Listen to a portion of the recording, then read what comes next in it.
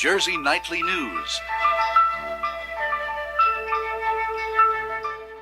A Rutgers study yesterday recommended that more than 1 million acres of the Pine Barrens be preserved from any kind of development. In Washington, the House has passed and sent to the White House the Parks Bill that'll help preserve South Jersey's Pine Barrens. Congressional sources say President Carter will sign the bill. I just got through reading a book about New Jersey, Pine Barrens by John McPhee.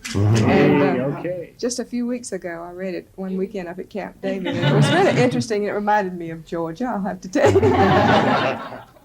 In his annual report yesterday, Governor Burns said he will order all state agencies to stop issuing construction permits and grants in the Pinelands, an order that could stop most development there. No one knows yet how long or how broad that moratorium will be, but it's caught Pineland developers and officials off guard.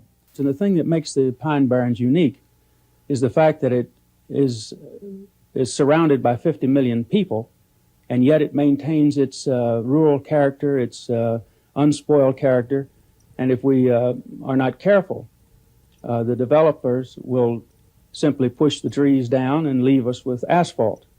You can't get 40 municipalities together with one single objective and goal, and especially an environmental goal. So it's necessary that the governor take this step. How committed is he in terms of a fight? I think the governor is genuinely committed to this one, and I think he'll fight for it. I think he wants the Pinelands as really a monument to his administration. And if he fights for it, he's going to have all sorts of opposition. The labor unions will count because it costs them jobs, the banks, the Chamber of Commerce, the South Jersey industrial groups will all be opposed on this one. And it's going to be a hard fight because what he's proposed is stopping all construction in that area. And that's a big issue to take on. But if he's willing to fight for it, I think he can get it. New Jersey's Pine Barrens may get some help from President Carter, some $12 million worth. Congressman James Florio says that the president will include the money in his budget request next week. That's in contrast to newspaper reports that Carter wouldn't include any of the money in his budget. Supporters of the legislation want $25 million to purchase land in the Pinelands. But Florio says the $12 million is sufficient for now, and he says he'll try to get the rest of the money restored by Congress if more is needed. 1 million acres of New Jersey pinelands today were declared off limits to normal development, except under special circumstances. In an executive order, Governor Byrne officially imposed a building moratorium on the pinelands. I want to also say that my position on the pinelands is not because I love pine trees, but because I love New Jersey. And I think that in the Pinelands we're dealing with one of the most fragile portions of the state, and we're dealing with an area where we can only be wrong once. 9 men were arrested this morning when a motorcade of builders from South Jersey blocked traffic at a busy intersection less than a block from the State House. The arrest started right away. These builders, well drillers, tradesmen, and other workers were not the kind of people you usually see battling police, but they wanted state officials to know they were furious about Governor Burns' 18-month ban on construction in 4 South Jersey counties. I have to say to myself that the South Jersey area was probably the slowest to recover from the recession.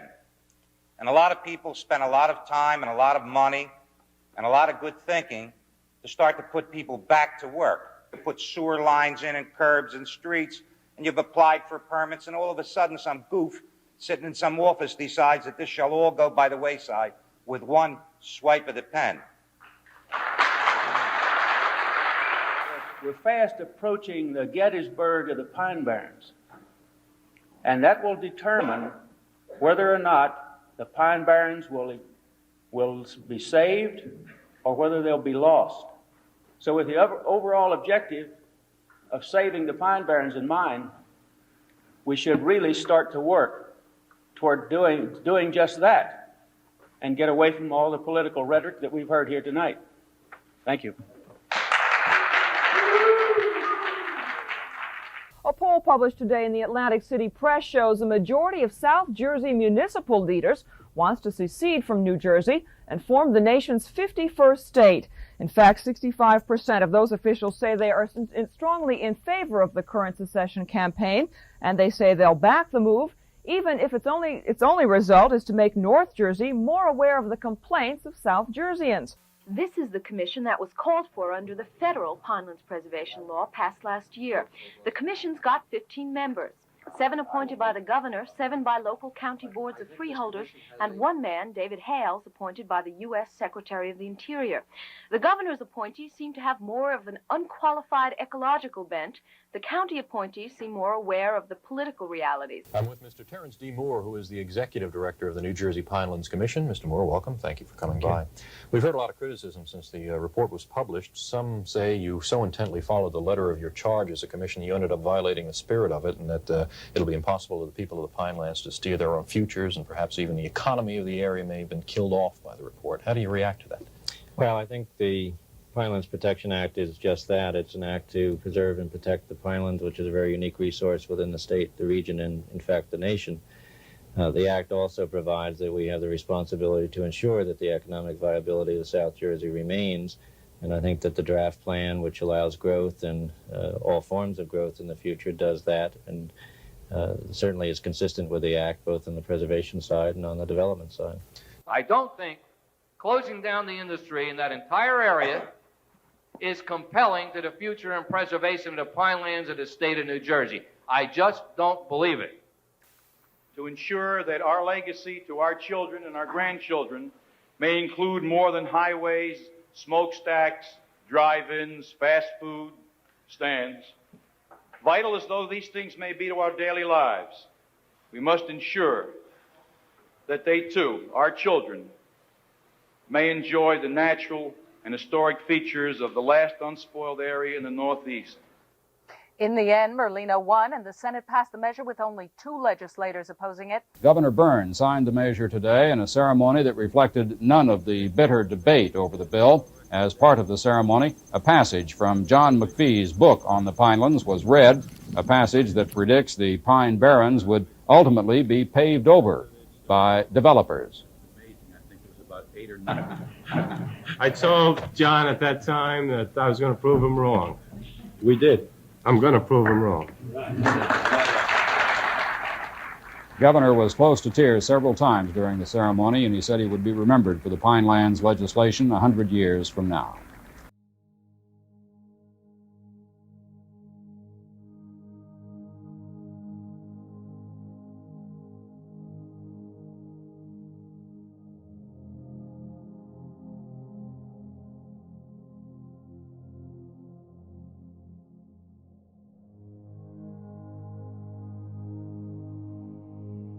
For the first 10 years, the commission was really out there on their own, and they did a great job. They did the comprehensive management plan. The commission had very good membership, and they took a lot of heat.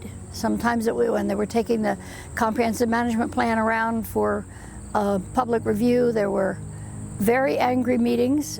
Sometimes it felt dangerous, and it became apparent.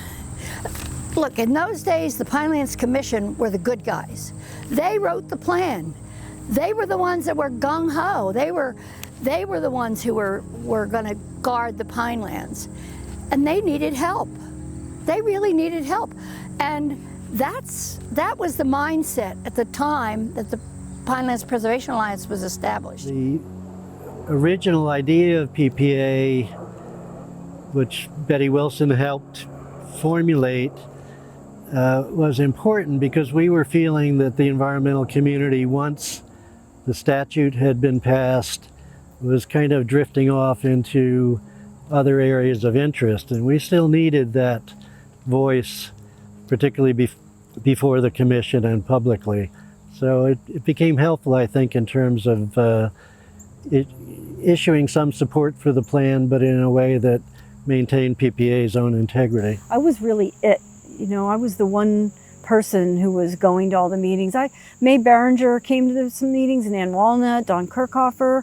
We were little groupies, you know, the conservation groupies at all of the commission meetings. But I was the one that was paid full time, and you know, helped do sign-on letters and you know, get things moved along. And I think we recognized that that long-term wasn't nearly enough, and there needed to be a single focused watchdog on the Pinelands that was more than just a staff person at a statewide organization, New Jersey Conservation Foundation. Many people would consider the Pinelands Protection Act and the implementation of that to be the most ambitious land use plan of the last several generations, and it's an experiment. To preserve a landscape this large with growth boundaries and basically a large zoning plan, gradually trying to buy parcels, but much of the Pinelands is protected by an elaborate zoning plan, and it is a extremely bold experiment that really has never been replicated, probably because the politics have been so difficult and the stakeholders so diverse, but amazing to look back and think that people put it together, launched it, and our challenge, PPAs as well as citizens of the state, to see if it works. The fact that it hasn't been replicated really speaks to how ambitious and difficult it was, and we can look at what the Pine Barrens right now and think, as you drive from here to Long Beach Island, it would be filled with housing developments and retirement communities. We've prevented that, but have we preserved enough of the landscape to preserve the ecological character of the Pinelands so that in 75 years, 100 years, the species composition is the same, et cetera? We don't know. That's the experiment. That's the cool part, and that's really where PPA has to be at the forefront, and I'm sure we will. That run for miles down through